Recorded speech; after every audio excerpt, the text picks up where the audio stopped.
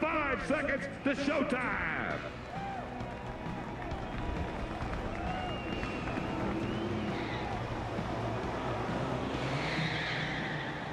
And they're off. It is showtime in Iowa.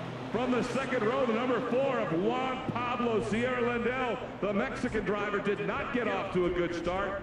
He gets a little bit of a struggle right off the bat. Bruce, they're taking it down the fast part of the track, and then they're going to get into the tight turns and the chicanes in the infield. A lot of traffic in that backstretch, Scott, and they're going to have to sort things out before they get into the infield. Heavy traffic first time through the infield on this road course, but it looks like so far so good. As you mentioned, a little bit of a slow start for the number 4, and he wanted to get going a little quicker than 5 seconds, I believe. He tried to get off into the road course. These cars are going about anywhere from 84 to about 87 miles an hour is what we were seeing the times during the practice session and during the qualifying session. So those are the speeds, the average speed on the track. So you can imagine when they're coming down the straightaway and the start-finish line and going down this back straightaway before they break to go into the infield portion of this race, then we see those speeds climbing probably up near 100 degrees. We have a car in the middle of the road course out there. He's not in any danger of bothering anybody right now. He's going to try to get back into line. We don't have the number on that right now, but he's getting back on the course. Looks like there's not going to be a problem back there. Well, that's the 17 of Timmy Megenbeer, who is running top 5, Bruce. So that's kind of a big shakeup. Megenbeer, and again, the car is just limping. Was limping through the infield and trying to get back out onto the racing surface. So a big shakeup in the top 5. And you're talking about speed, Bruce. Make no mistake about it. Yeah, they are well over 100 miles per hour at the fastest part of the course. But then they really check it down quite significantly to get through the chicanes in the infield. And that's where you go from anywhere, maybe as much slowing it down to 30, 40 mile an hour through a couple of those turns, and then hammering, coming back into the transition until you can fully extend the speed up near, again, I think about 110, 115 when they're coming down. That's where we find the number 35 of Liam Kenny, excuse me. He's in the number 9 spot. And then rounding out the top 10, our first chance to get a look at the Canadian Andrew Cordero cracking the top 10 in the number 26. We're back under green again. According to my clock, which is unofficial, we're just a little past the halfway point in this 30-minute race.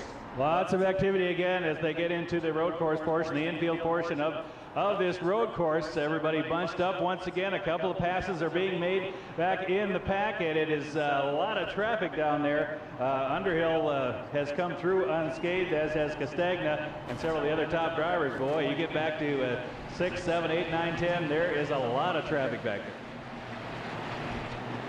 Continuing to work their way through now looking at 15 laps in the book.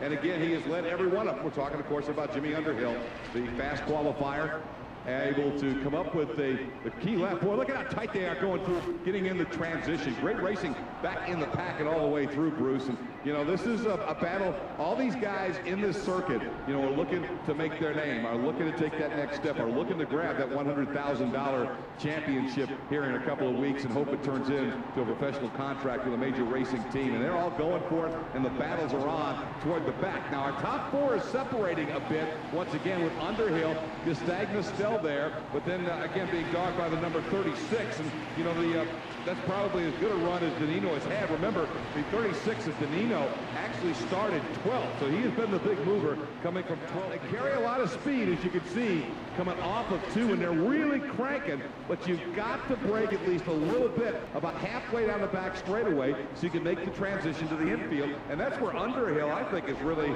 kind of had him covered. He has not made a mistake. Clearly, the fastest car on the racetrack, at least maybe the fastest that's not got an 18 on the side of it, has made his move into second. Now, does he have anything for our leader, Jimmy Underhill? They're trying to, Castagna's trying to get it back in the infield. He does pass Danino, but while he's doing, it's 3 and 4 wide back there in the backstretch, and Castagna has regained the second spot. Danino's back to 3rd, and I tell you, there was some racing between the 2nd, 3rd, and 4th place cars back there. Underhill loves it. While he was watching that in his rearview mirror, he got off to a big lead. Well, Underhill loves it, and so do the guys running about 5th through 10th, because look at how it is all clogged back up now, and literally, I don't know if anybody's going to have anything for Underhill, but if you were sitting there running 10th, all of a sudden, you got to be thinking, there's no time to get in the top 5 because the battle between the 37 of Chris Castagna, the Boston, Massachusetts pilot, and the number 36 of Gaithersburg, Maryland's Michael Danino in the Castrol-sponsored ride,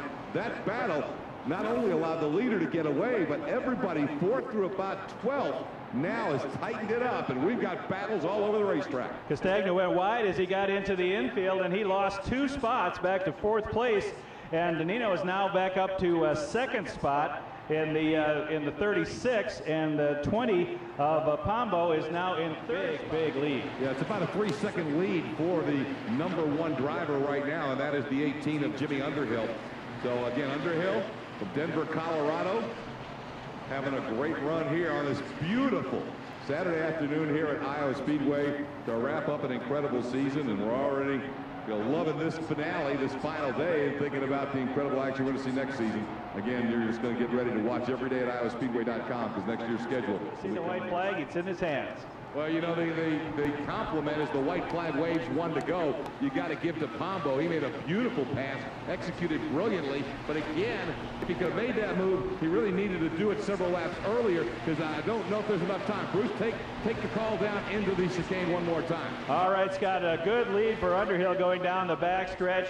And in 2nd place is Pombo, and in making that pass, as you mentioned correctly, Scott, it took a lot out of him. He wasn't able to get up on Underhill's bumper. Underhill still has the lead coming through turns 4, 5, and 6, and can he hold him off as we come down for the last time through the infield of this road course here at the Soy Bio Diesel? It'll be Jimmy Underhill continuing to hold Pombo up. Mark's giving it everything he's got. The number 20 has the best, the closest he's been to him. But the problem is he is out of time. Nice transition. Underhill hits his mark again. Beautifully done. The checkered is out in the wind. By 2 car lengths will go to the 18 of Denver, Colorado's Jimmy Underhill. Strong 2nd place finish for Duluth, Georgia. Winner Underhill, very happy camper as we see right now down there in Victory Lane. Well, he's out of the car. A lot of confetti, a lot of hands. I'm gonna run right over to the microphone. Those that's waiting around. We'll let you get the Hans and the helmet off there, and so we can make sure all the folks with the cameras get a picture of a big smile, because I can see it beaming from outside of the helmet. The driver from Denver, Colorado. Make some noise for your winner in Victory Lane, Jimmy Underhill. You look like, as we talked about, this being a kind of a race where you had a fast car. You had to just avoid making mistakes. You look like you stayed on a rail the entire time. Just tell us about it. Is it focus? Is it making sure you don't make any mistakes? Because those guys were right behind you. Yeah, we were all running within 0.5 of a second, so it was coming down to consistency. And I was able to hit my marks every single time, and it paid off for me. Looked like at one point, especially Pombo came up through the field, it looked like he might have a little something, but he had to use up so much to get into 2nd. You know, I know you guys don't work with spotters and things like that. Do you just focus on yourself, or are you able to see what's going on a little bit? Yeah, I thought I was out there by myself for a while, and then I saw 2 guys in my mirror, and they were coming up pretty quick. And fortunately, they slowed each other down, but Mark did an awesome job driving up to 2nd. Now, we talk about this being such a great series, the Jetta series, to develop drivers. There's obviously a huge payday in a couple of weeks for who's ever sitting on top. But, I mean, for you, obviously a big win today, but you've got to have a lot of high hopes for your racing career. Oh, most definitely. I've only been racing for a few years now, and this is my first pro deal, so I'm really psyched to be winning my first pro race. You like this racetrack at Iowa? A lot of fun, isn't it? Oh, this track's great. I love it. All right, give it up for your winner from Denver, Colorado, Jimmy Underhill. Now he's going to take the spot.